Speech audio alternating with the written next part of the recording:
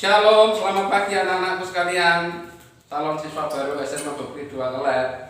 Nah, dalam materi MPLS hari ini atau sesi ini saya akan menyampaikan tentang materi kurikulum 2013. Nah, sebagaimana mungkin anak-anak sudah ketahui ya, sejak tahun 2013 kurikulum sudah disampaikan. Nah, namun untuk saat ini bahwa kurikulum 2013 itu pun merupakan kurikulum yang sudah dikembangkan kembali. Nah, berdasarkan SK Kementerian Kemendikbud yang baru bahwa diberikan yang namanya kurikulum Merdeka Belajar. Nah, hal-hal apa saja yang perlu anak-anak ketahui sekalian. Nah,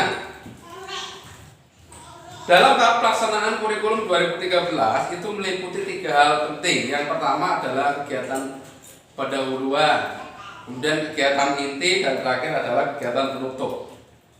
Nah, dalam kegiatan pendahuluan itu meliputi hal apa saja, yakni guru harus mengondisikan suasana belajar yang menyenangkan, atau istilah lainnya sekolah menjadi rumah kedua bagi anak-anak sekalian.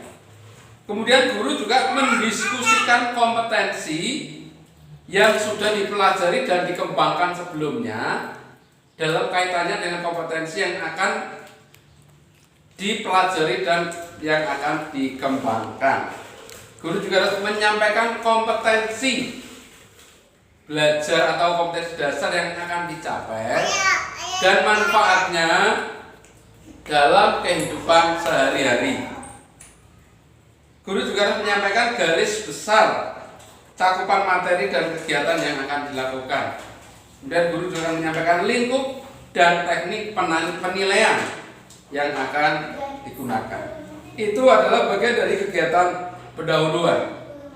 Kemudian dalam bagian kegiatan inti, di sini merupakan proses pembelajaran untuk mencapai kompetensi yang dilakukan secara interaktif, inspiratif, menyenangkan, menantang, memotivasi peserta didik untuk berpartisipasi aktif, serta memberikan ruang yang cukup bagi siswa untuk menyampaikan prakarsanya, kreativitasnya, dan kemandiriannya sesuai dengan bakat dan minat serta perkembangan fisik serta psikologis peserta didik. Nah, kegiatan inti ini menggunakan pendekatan saintifik yang disesuaikan dengan karakteristik peserta didik dan juga karakteristik mata pelajaran. Nah, dalam kurikulum 2013 awal, di sana ada dikenal dengan istilah 5M, yaitu mengamati, menanya, mengumpulkan informasi atau mencoba, dan menawar atau mengasosiasi dan mengomunikasikan. Namun untuk di kurikulum yang baru saat ini digunakan bahwa tidak harus persis menggunakan 5M seperti aturan yang dulu, tetapi paling tidak ada 4 kecakapan, ya, dimana dalam kegiatan inti sendiri itu sekarang harus mulai mencakup literasi, kegiatan literasi, dimana dalam kegiatan literasi ini peserta didik diberi motivasi dan panduan untuk melihat, mengamati, membaca dan menuliskannya kembali. Mereka diberi tayangan dan bahan bacaan terkait materi. Nah, kalau di SMA Bekri ini nanti bahwa literasinya adalah biasanya saat teduh dan juga membaca ayat-ayat Alkitab secara urut.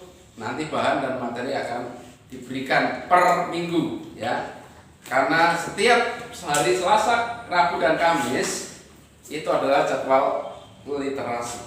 Kemudian 4 kecakapan yang harus ada di dalam kegiatan inti dalam kurikulum Merdeka Belajar ini. Yang pertama adalah harus ada namanya critical thinking, ya, berpikir kritis. Jadi di sini guru memberikan kesempatan untuk mengidentifikasi, untuk anak-anak mengidentifikasi sebanyak mungkin hal yang belum dipahami.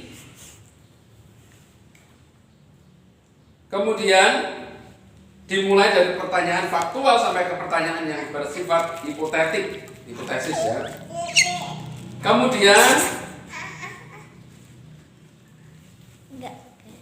Kemudian yang kedua adalah collaboration atau kolaboratif. Ini bicara mengenai kebersamaan dalam kelompok atau kerja tim. Ya. Jadi peserta ini nanti bentuk dalam beberapa kelompok untuk mendiskusikan, mengumpulkan informasi, mempresentasikan ulang dan saling bertukar informasi mengenai materi yang disampaikan. Kecakapan yang berikutnya adalah communication atau komunikasi. Tadi dia mempresentasikan hasil kerja kelompok atau individu secara klasikal, mengumumkan pendapat atau presentasi yang dilakukan kemudian ditanggapi oleh kelompok atau individu yang mempresentasikan atau juga oleh kelompok yang lainnya. Dan kemudian juga ada namanya kreativitas. Jadi ingat ada 4 kompetensi yang harus dicapai di setiap pembelajaran adalah berpikir kritis, kolaborasi, komunikasi, dan kreatif. Nah, dalam kreatif ini peserta didik membuat kesimpulan tentang hal-hal yang telah dipelajari terkait materi yang sudah disampaikan. Kemudian peserta didik diberikan kesempatan untuk menanyakan kembali hal-hal yang belum dipahami. Dan bagian yang ketiga adalah penutup, di mana di dalam bagian penutup guru bersama peserta didik merefleksikan pengalaman belajar atau menyimpulkan materi. Jadi nanti diharapkan setiap KBM selesai, setiap mapel, bahwa murid harus menyimpulkan. Ya, jadi murid yang harus menyimpulkan, nanti guru membantu. Jadi yang menyimpulkan bukan tugas guru, tetapi tugas dari setiap peserta didik. Kemudian guru memberikan penilaian secara lisan, secara acak dan singkat. Jadi hasil diskusi atau presentasi yang ada. Kemudian guru menyampaikan rencana pembelajaran pada pertemuan berikutnya, atau juga memberikan pelajaran tindak lanjut berupa remedi ataupun juga pengayaan. Sedangkan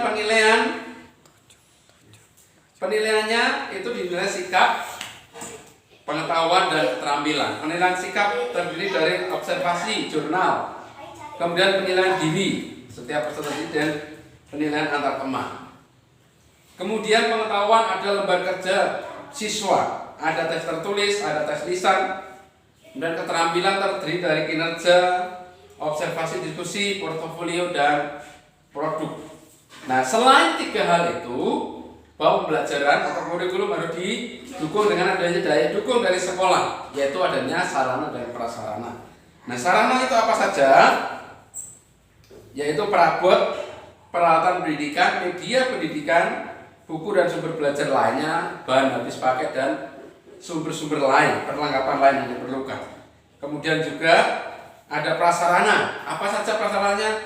Melalui perabot, lahan, ruang kelas, ruang kepala sekolah, ruang guru, ruang TU, ruang perpustakaan, ruang laboratorium, dan ruang-ruang yang lain. Itu akan sangat menunjang dalam kegiatan belajar dan mengajar. Nah, inilah sedikit yang dapat saya sampaikan tentang kurikulum 2013 yang akan kita pelajari di setiap hari. Ya, terima kasih.